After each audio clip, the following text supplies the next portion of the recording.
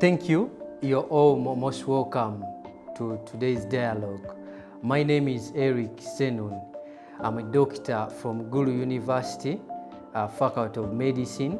And today I'm going to be talking to you about the general aspects of mental health. This is the first episode under the episodes of the mental health education series. So it's simple. Our outline for tonight's discussion is going to be understanding the concepts of mental health, what really makes up mental health, then the determinants of mental health. What are those factors that either undermine or promote your mental health? Then finally, we're going to appreciate if in any way mental health is related to physical health. Yes, you will know that mental health is something to do with the brain. I just want you to picture, when you look at the picture portrayed before you, just try to imagine how the brain works. How is the brain? So it's a series of connections within, the brain that act as the fibers to conduct this information. Just like you can see in the wiring that there are multiple connections. So just a mere loss of connection in one fiber causes a destruction in the whole system. And that's why many of us had a saying, he chopped wires. He has his wires are loose. I mean, he's getting mentally healed. That's in a layman is saying. Now I want to pose a question to you. How do you define mental health? Is it someone dressed in a suit, smartly like me? Is it someone you're going to find on the streets and you say, those ones are mentally ill and they're not healthy? I would love to tell you that just like my friend sang it in his song, that a bad man looking good in Dior. That's how mental health presents. Actually, the one you're seeing very wrinkled, very dirty and shabby is that individual who has perhaps gone to the extreme edges of the mental illness. But even those who are looking smartly dressed, the good men the bad men in Dior are looking good, they could be having mental disorders. So don't judge a book by its cover. Mental illness is real and mental health is for us all.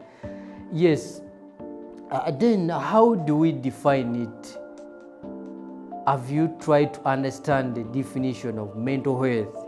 Here I'm trying to put it outside the context of mental illness, because if we understand the normal, then we shall appreciate the abnormality. So mental health, by definition, is a state of well-being in which an individual realizes his or her abilities. This individual must be able to cope with the normal stressors of life. In life we can't run away from stressors. This individual should be capable of working efficiently, being productive and being able to contribute to the growth and development of his or her society. That's the definition from WHO. So now if you are to put all the concepts together and appreciate what really makes up mental health, that's the ability to work efficiently, the ability to cope with the different stressors of life, and then you must again be able to contribute to the development of your society. So mental health is not just absence of a mental disorder. It's actually far more than that. It means you must be well in all those spheres of life. So I would love to tell you at this point that your mental health can be reflected in the way you think, the way you feel, and finally the way you act. If you see yourself starting to think a lot, you think you have a lot of thoughts, you could be having a mental health challenge. If you feel sad, exceptionally, so sad, then it means perhaps your mental well-being has to be checked. And then the way you act, you've seen the people we call mad, throwing stones on others, acting violently. That depicts your mental well-being. If you act crazily, it means perhaps you could be having a mental disorder. Yes, and then what really determines our mental health?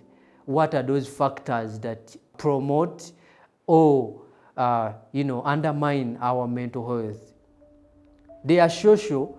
Actually, to start with, is individual. They are those individual factors that are around you, they are within you, that will either promote your mental health or undermine it. They are structural factors. Again, they are also social factors. So all of these interact awesomely to determine your mental health state. At this point, you need to pick that it's just a complex interaction of all these spheres. So what are those that promote? To start with, the individual factors. They are individuals who are already predisposed by genetics, who are predisposed to mental disorders, like you'll see in the coming discussions. Then still individually, it will depend on your coping skills, your emotional skills. If you are this person who is so emotional, then you are liable to getting particular mental health disorders. So individual factors play a big role. And then when you look at the society, the immediate surrounding of you also plays a role. Factors that can promote your mental health, for instance, in the society is the good social network. The people you are surrounded with will either help you, go and cope up very well with the daily stressors of life, or they will actually inflict more stress on you. So meaning it determines whether you're going to be mentally stable or mentally unstable, and you're liable to getting a mental disorder. Finally, the structural factors. There are still a number of them, but you need to appreciate that in a setting that is chaotic, a setting where there is a lot of violence, tear gas here and there, people are not going to be mentally well. The structure we are in, the setting we are in, will also determine and will either promote or undermine our mental health.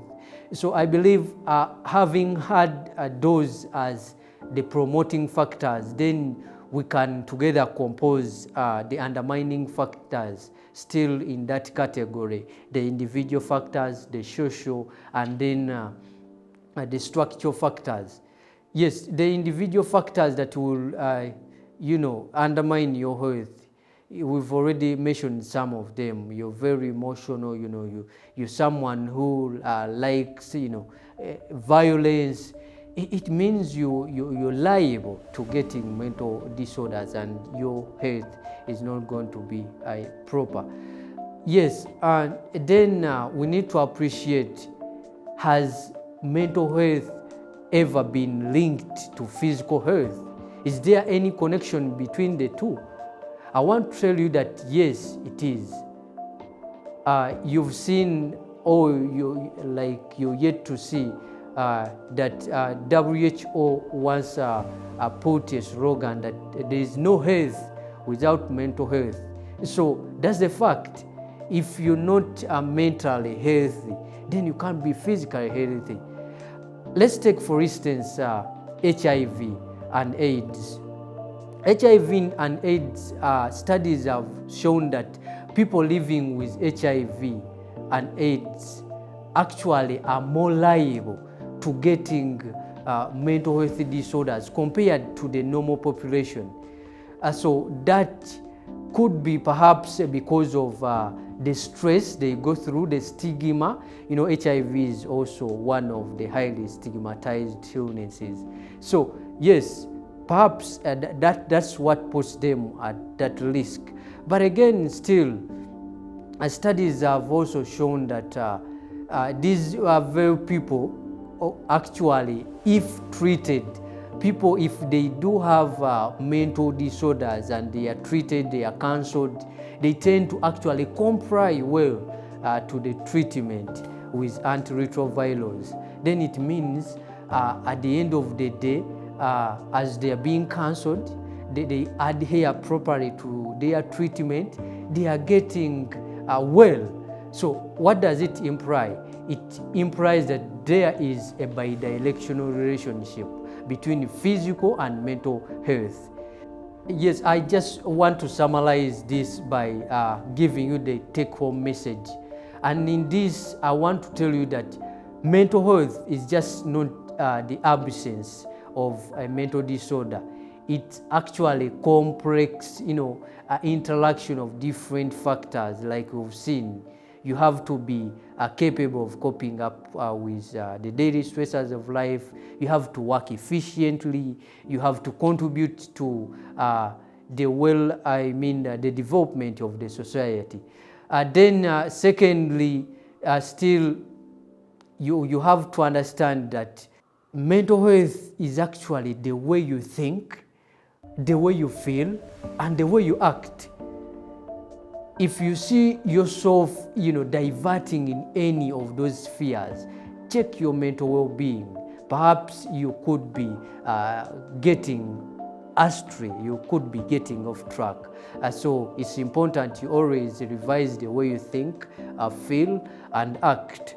Then, worth noting is that mental health is actually determined by a complex interaction of the social, the individual, and then the structural factors. Then lastly, don't forget that there is a bidirectional relationship between physical and mental health. When you treat a physical health, you're treating your mental health. When you treat a mental disorder, then you're treating your physical health. Because at the end of the day, if you're debilitated by a particular physical illness, for instance, say diabetes, say HIV, at the end of the day, your mind is going to be not well at all, and you are liable to getting a mental disorder. Well, thank you so much. That was a presentation.